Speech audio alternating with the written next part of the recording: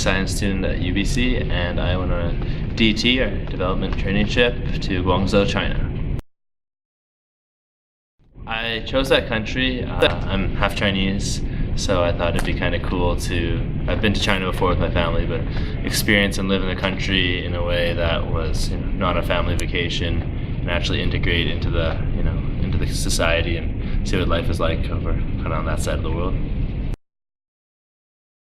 Lots of responsibilities. What we were doing is we were working in schools with kind of teaching environmental sustainability and stuff. So not only did we have to create all our own presentations, which varied from one big presentation for a class to 4 presentations, which would come back each week, 6 presentations.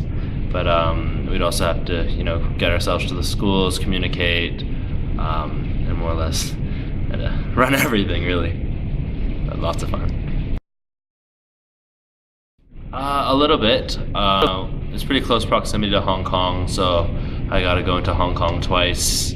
We went into a neighboring city, Zhuhai, kind of on a weekend trip to just kind of give ourselves a break from all the hard work we'd been doing, and kind of the hotel spa thing over there, which was lots of fun. So a little bit on weekends, but we were working pretty consistently, so it was a bit tricky to go away for a longer part of time. Most memorable? Well, there's so many memorable experiences. We actually finished the trip. There was an AIESEC conference on green innovation in Hong Kong, and because we were in the area, we actually kind of concluded our trip with the conference. So that was actually probably the most memorable part. Kind of a big finish to a great trip. Oh, there's lots of things. I mean, the Chinese culture is just it's a world apart. The formalities in the schools, the way the schools operate, the language on the streets, the things that are acceptable. It's a completely different standard.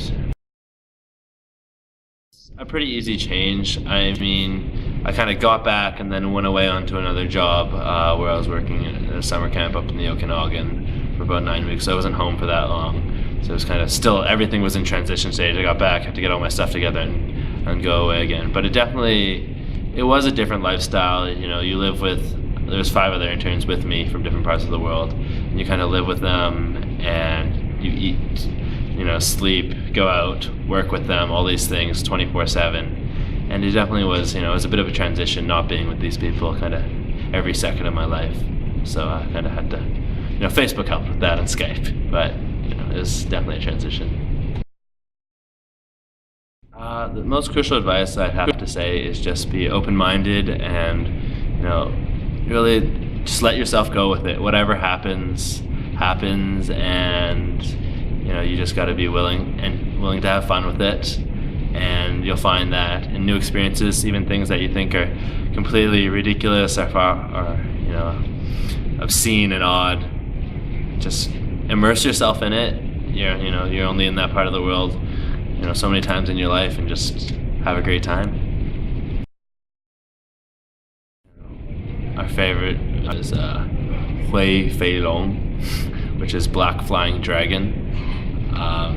And this was used in the context of going out at night, and I'll leave that at that. But it was a lot of fun. So Hui Fei Long.